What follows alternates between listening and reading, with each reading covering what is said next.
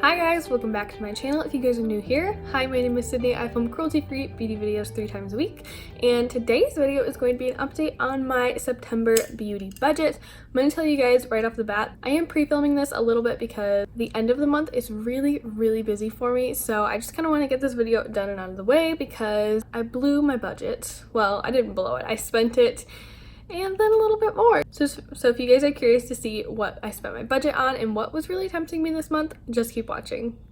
Before we get any further along in the video, I did want to mention that this whole series is actually inspired by Hannah Louise Poston.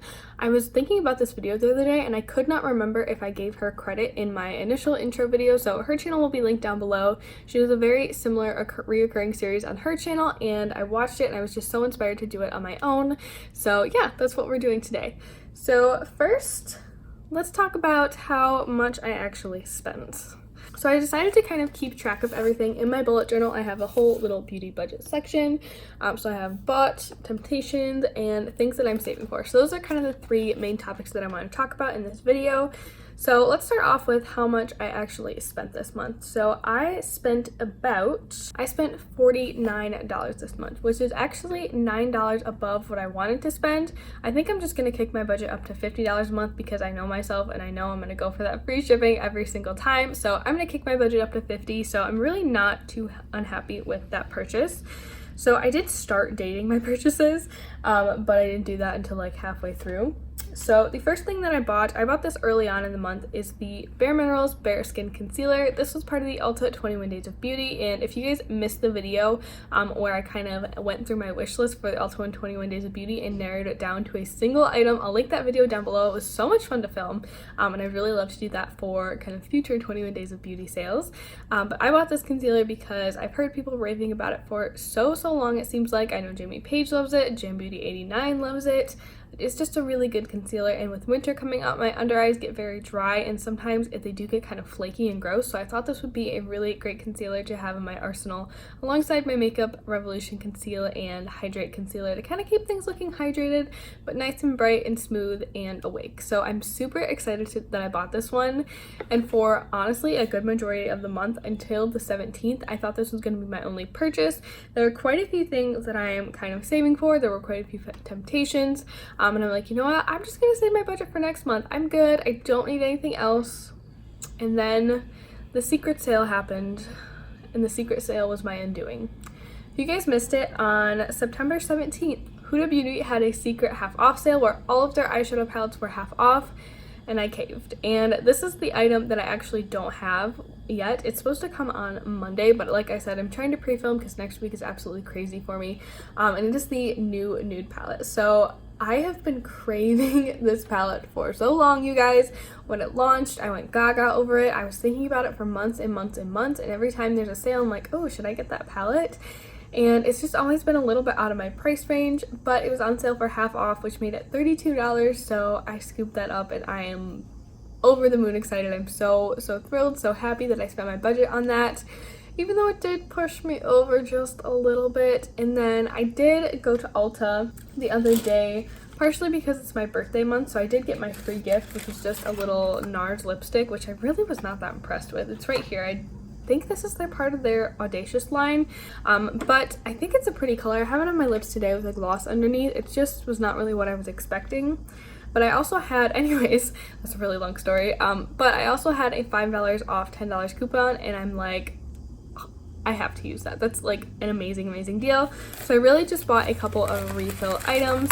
I grabbed a new Essence All About Matte Setting Powder. I grabbed a color intensifying eye base, and then I also grabbed another Make Me Brow. So I really just kind of refilled on some staple products that while I wasn't out and I wasn't really in need of, I wanted to scoop them up when it was that great of a deal, because $5 off $10 is even a better deal than when Essence is buy one get one half off. So that's what I did. I don't really regret any of those purchases. I don't feel like any of them were really made without thought, except maybe that Huda Beauty one, because I kind of put it out of my head, but it's a palette that I've been wanting for so long, and I'm filled with so much joy thinking about it coming on Monday and it finally being mine. I'm so happy, you guys. I'm so excited. So this is where I kind of want to do something a little bit different than what Hannah does in her videos. Well, I believe this is different from what she does. I haven't watched one of her videos in about a month, so I think this is different.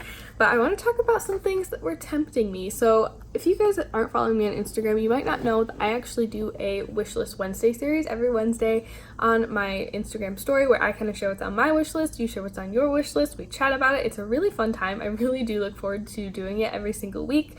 But these were some things you guys may have seen pop up here and there in those videos, and maybe not, because I don't always remember everything that I add to my wish list.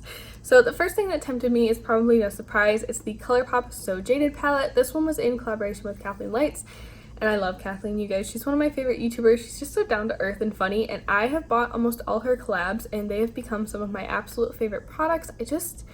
She's good taste in makeup. I feel like we share somewhat similar taste in makeup, and I just love the makeup that she creates, honestly, and this palette is no different. What does give me pause about this palette is the price. It retails for $39 for 30 shadows, which is by no means outrageous. It is a little bit more expensive for ColourPop, but again, they've never done a palette of this size. I wasn't really too put off by the price. There's always some kind of $5 coupon floating around, or I'll just wait until there's a 25% off sale. The biggest thing that gave me pause about this palette was the size.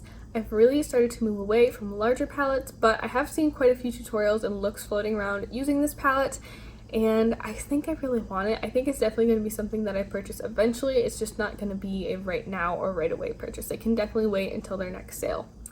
The next one that was really tempting me is the ABH Jackie Aina palette. So if you guys haven't seen a video, I did a video called Same Look, Different Palette, and I featured the Jackie Aina palette, well, a look using the Jackie Aina palette, and I kind of shot my stash for similar shades to create that look, because I really just wanted to emphasize that we need to dupe palettes to create looks, not just to have things to look at, you know what I mean? So I'll link that down below if you guys are interested in that. But after looking through all those looks and kind of creating that look and just realizing, oh, I really do like this color story, that palette definitely spent some time on my wish list. If it ever goes on sale, I may pick it up, but it's definitely not something that I need at full price.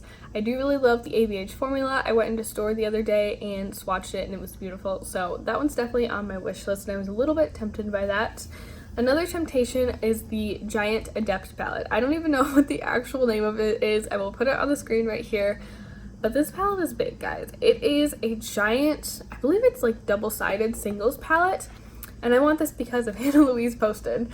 She stores her singles, I believe most of her singles, in just a large palette, and she kind of makes a big rainbow with them, and I just love that. I love how everything's laid out right there for you to see.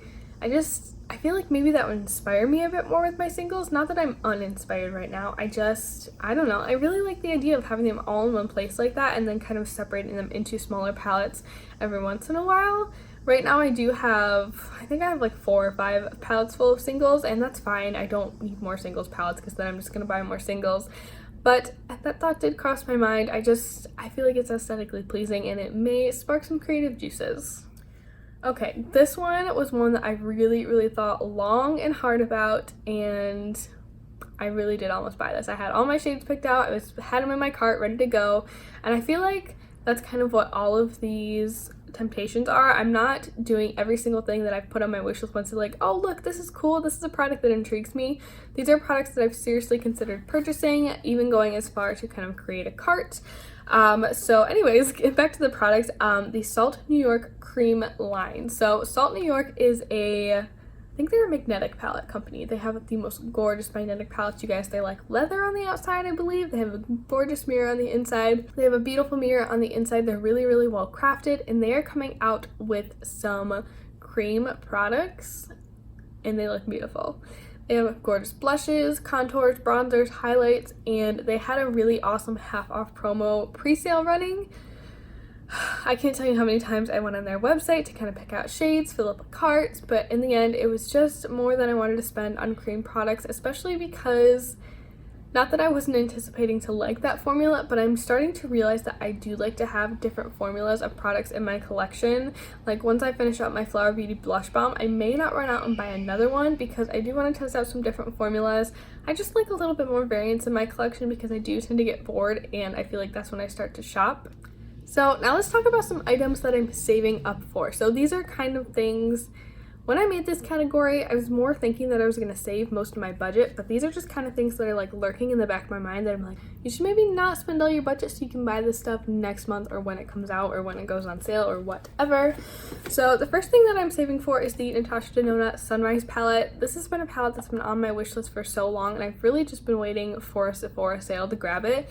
I'm dying to try the Natasha Denona formula, and this palette is just right up my alley. It may be a little more summery than fall, but I still think I would get a ton of use out of it, and I think the color story is just gorgeous.